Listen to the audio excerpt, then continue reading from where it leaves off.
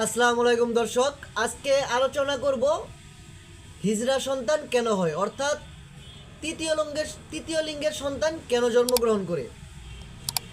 এই সন্তান ছেলেও না মেয়েও না, একে আমরা তৃতীয় লিঙ্গের সন্তান হিসেবে চিহ্নিত করে থাকি। এর অনেক ব্যাখ্যা রয়েছে, তবে আমি কিছু সিম্পলিভাবে আপনাদের বুঝাবো যে আসলেই এই হিজড়া সন্তান কেন জন্মগ্রহণ করে, কেন হয়, কিভাবে হয়, কোন কারণে মূলত এই হিজড়া সন্তান হচ্ছে। এই বিষয়গুলো যদি আমরা মেনে চলি এবং আল্লাহর বিধান অনুযায়ী যদি আমরা চলি, তাহলে আমরা এই অভিশাপ থেকে হয়তো মুক্তি পাব।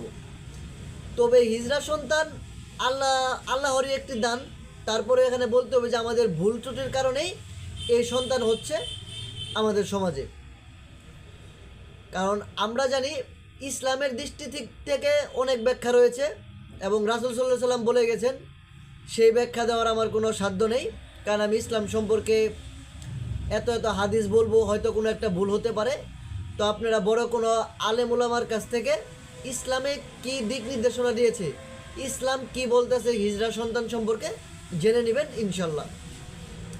তো আমরা বৈজ্ঞানিক অর্থাৎ মেডিকেল টার্মে কেমনে বুঝবো যে সন্তান কি কারণে, কেন, কিভাবে হিজড়া সন্তান অর্থাৎ তৃতীয় লিঙ্গের সন্তান জন্মগ্রহণ করে।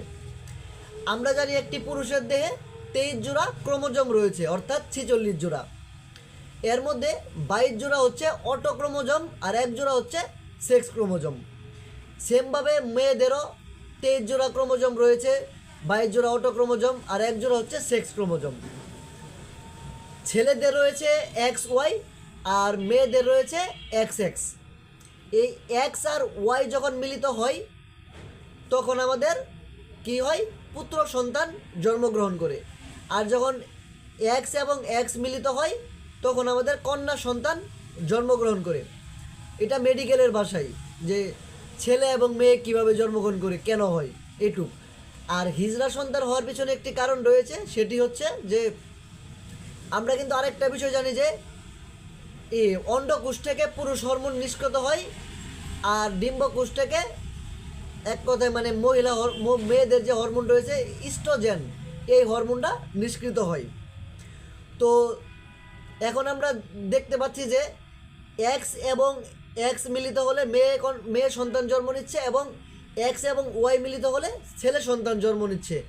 এই প্যাটার্নটা যখন বিবৃতি ঘটে, অর্থাৎ এই প্যাটার্নটা যখন এলোমেলো হয়ে যায়, যেমন x x y, y y x, এইভাবে যখন প্যাটার্নের একটা বিবৃতি ঘটে, মানে প্যাটার্ন যখন সঠিকভাবে কাজ না করে, তখন এই তৃতীয় লিঙ্গের সন্তান অর্থাৎ হিজড়া জন্মগ্রহণ করে।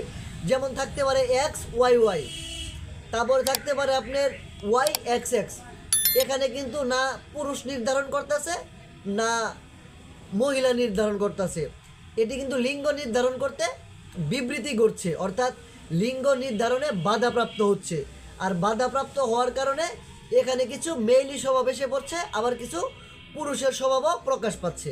অর্থাৎ নারী এবং পুরুষ দুইটারই প্রভাব পাচ্ছে, মানে তার ভিতরে মেইলি ভাবটাও এসে পড়বে, পুরুষের ভাবটাও এসে পড়বে। কারণ প্যাটার্নটা আপনার এলোমেলো হয়ে যাওয়াতে পুরুষের সম্পূর্ণ প্রভাবটাও প্রবেশ করতে পারতেছে না, নারীর সম্পূর্ণ প্রভাবটাও প্রবেশ করতে পারতেছে না, যার ফলে দুইটা প্রভাবই প্রবেশ করতেছে অল্প অল্প করে, মানে নারীর অল্প পুরুষের অল্প, যার কারণে তৃতীয় লিঙ্গের সন্তান অর্থাৎ হিজড়া জন্মগ্রহণ করতেছে।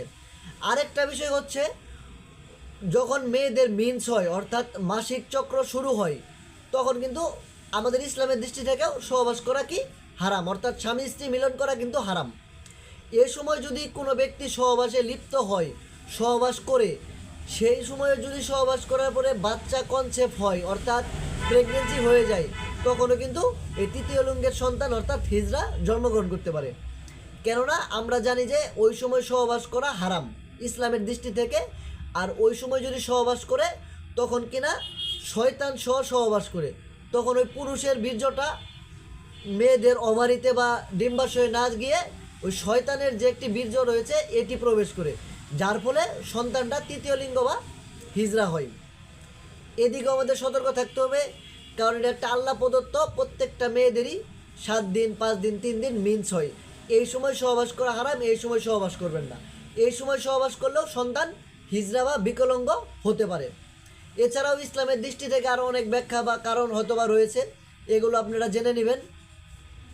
আর বিজ্ঞানের দিক থেকে এই প্যাটার্নগুলো যখন এলোমেলো হয়ে যায় তখনই মূলত হিজড়া সন্তানের জন্ম হয়। তো আমাদের একটা বিষয় খেয়াল রাখতে হবে, সতর্ক থাকতে হবে, সতর্কতার সহিত আমাদের স্বামী স্ত্রী মেলামেশা করতে হবে। যে সময় মেলামেশা করা হারাম বা উচিত নয় সেই সময়টা আমাদের মেলামেশা করা থেকে বিরত থাকতে হবে এবং সেফলিভাবে থাকতে হবে। এছাড়াও এই প্যাটার্নের যে একটা উলটপালট ব্যাপার ঘটে এই বিষয়ের জন্য ছেলে মেয়ে উভয়ই দায়ী হতে পারে। মানে প্রয়োজন ছাড়া অপ্রয়োজনীয় যৌন মিলন করা। তো অনেকে আপনারা হয়তো বা জানতেন না যে হিজড়া সন্তান কেন হয়। আমার এই ভিডিওটা যদি আপনারা সম্পূর্ণ দেখেন এবং দেখার পরে আপনারা বুঝতে পারবেন এবং জানতে পারবেন যে আসলে হিজড়া সন্তান কেন হয়, কিভাবে হচ্ছে। তো আশা করি এই ভিডিওটি অনেকের উপকারে আসবে। আর যদি আপনাদের অনেক উপকারে এসে থাকে এবং ভিডিওটি যদি আপনাদের ভালো লাগে তাহলে শেয়ার করে সবাইকে দেখার এবং জানার সুযোগ করে দেন। অনেকে এই বিষয়ে অজ্ঞত রয়েছে। আর আমার ইউটিউব চ্যানেলটি নতুন, তাই সবাই সাবস্ক্রাইব করবেন এবং পাশে থাকা বেল আইকনটি বাজিয়ে দিবেন যাতে আমি ভিডিও ছাড়ার সাথে সাথে আপনাদের কাছে নোটিফিকেশন চলে যায়। আর কারো যদি কোনো চিকিৎসা বিষয়ে কোনো পরামর্শ বিষয়ে ভিডিওর প্রয়োজন হয় তাহলে আমাকে অবশ্যই ইনবক্সে বা হোয়াটসঅ্যাপে নক করবেন।